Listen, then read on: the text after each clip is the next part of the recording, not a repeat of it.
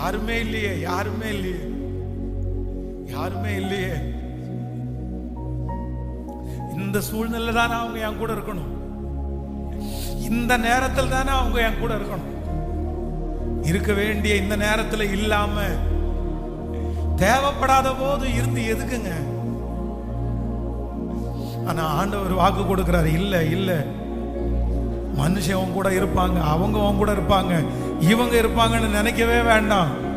கர்த்தர் வாக்கு கொடுக்கிறார், நான் இருப்பேன். கர்த்தர் இருப்பார், கர்த்தர் இருப்பார். இஸ்ரவேலின் ஜெயபலமான கர்த்தர் ஆணையிட்டு சொல்லுகிறார், நான் உன்னை விட்டு விலகுவதும் இல்லை. நம்புறோம். கர்த்தர் நிறைய பேருக்கு தீர்க்க தரிசனமா சொல்றாரு.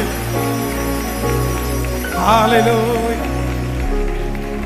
எத்தனையோ விஷயத்துல நீங்க ஞானி, எத்தனையோ விஷயத்துல உங்களுக்கு எல்லாம் தெரியும். ஆனா அந்த விஷயத்துல குருடு, எதுவுமே தெரியாது. எனக்கு எதுவுமே தெரியாது பாஸ், என்ன பண்ண போறேன்னு தெரியல, எப்படி மேற்கொள்ள போறேன்னு தெரியல.